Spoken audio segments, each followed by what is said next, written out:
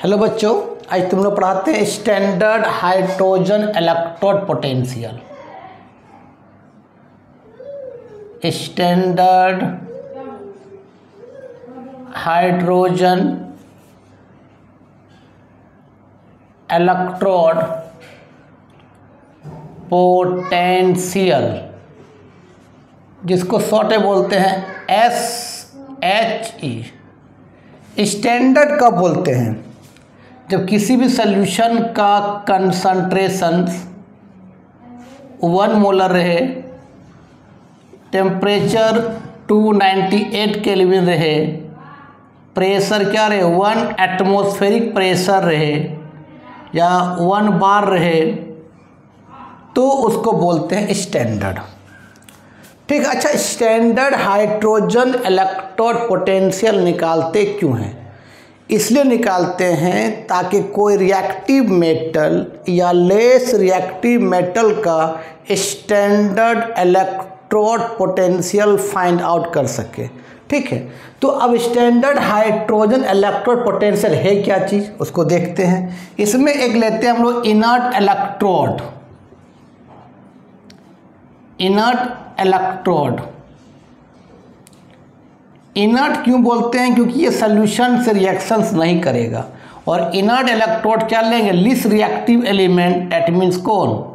PT, platinum लेंगे। ठीक है, अब कैसे होता है, कैसे हम standard hydrogen electrode find out करेंगे?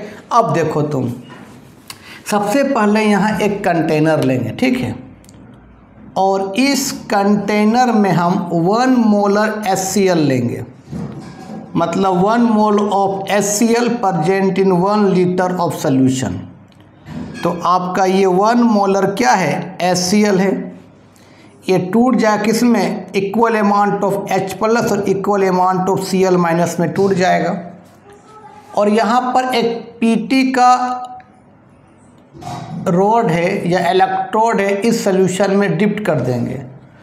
ठीक है, इनर्ट इलेक्ट्रोड है और यहाँ पर इस तरह से फॉइल बना लेंगे PT का, इस तरह से फॉइल, ये PT का फॉइल है और इसको ब्लैक कलर से कोटेड कर देंगे।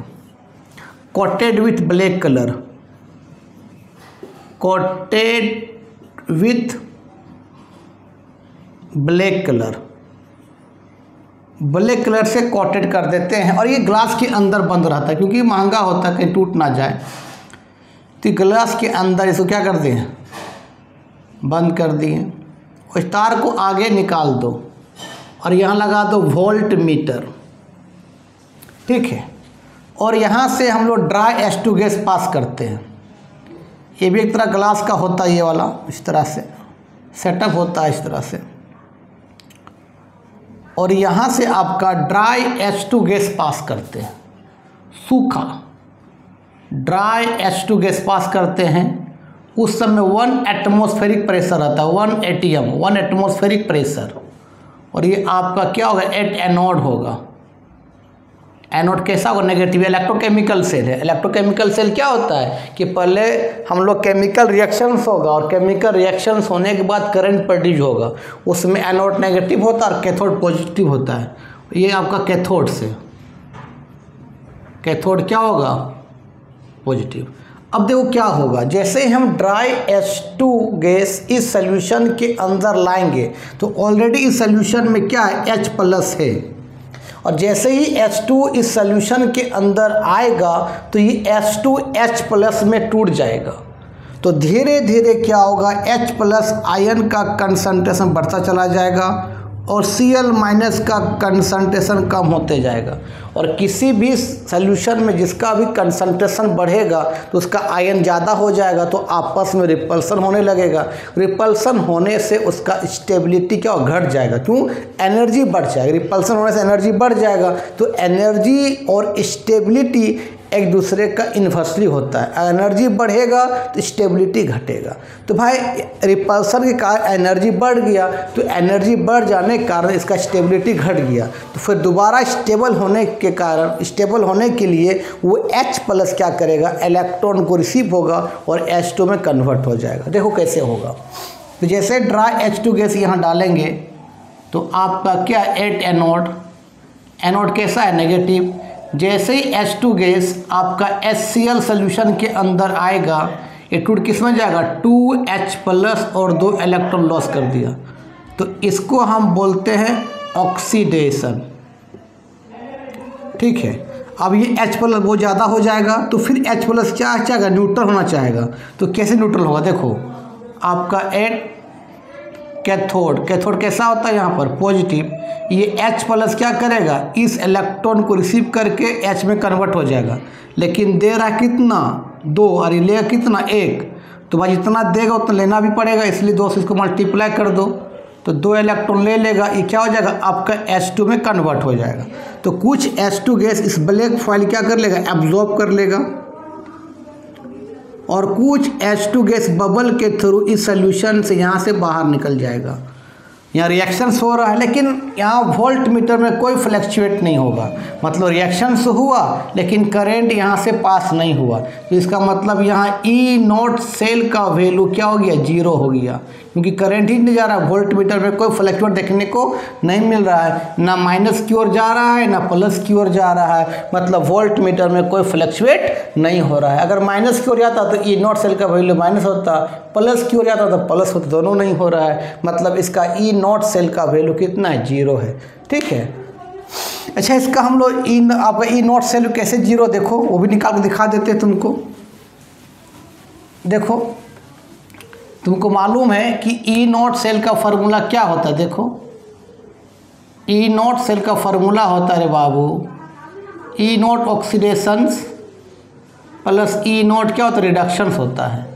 तो आप देखो E0 सेल ऑक्सीडेशन में क्या हो रहा था, बोलो तो, कि आपका H2 गैस जो था 2H+ आयन में कन्वर्ट हो रहा था, और रिडक्शंस में क्या हो रहा था बताओ, कि 2H+ क्या कर 2 इलेक्ट्रॉन ले क्या बन रहा था, H2 बन रहा था।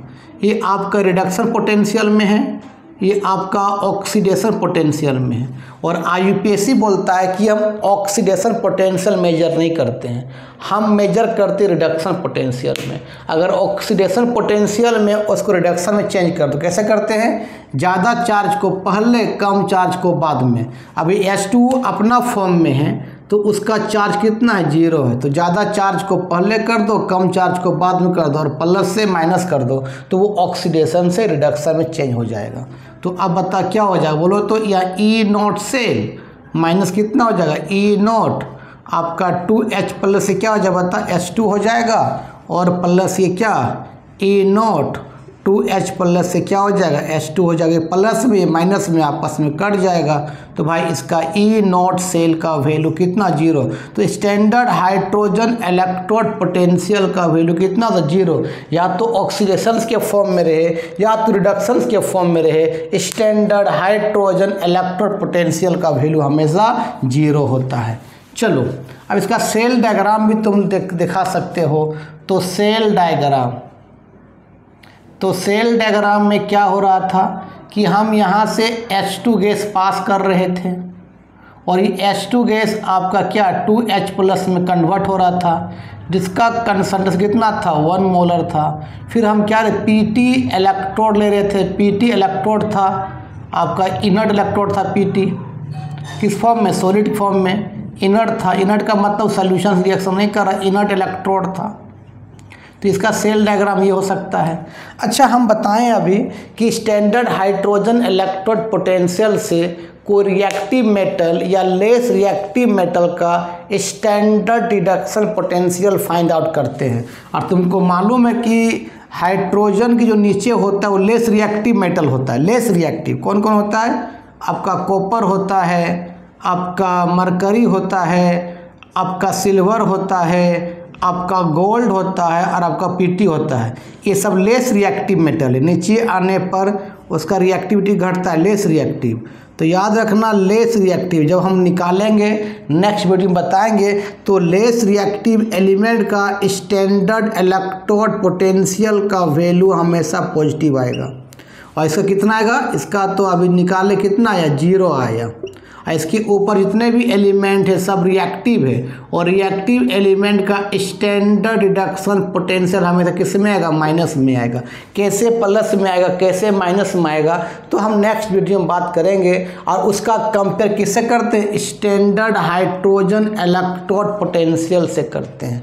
ठीक, इसको लिख लो और एक न्यूमेरिकल बता देते हैं इसी से रिलेटेड, ताकि अच्छा रहेगा। नॉट्स इक्वेशन का न्यूमेरिकल है जो बहुत ही इम्पोर्टेंट है, ये 2.5 में है, NCERT एक्सरसाइज में लिखा है, Fe सॉलिड के फॉर्म में है, ये चला गया है Fe+2 के फॉर्म में, जिसका कंसंट्रेशन 0.001 मोलर है।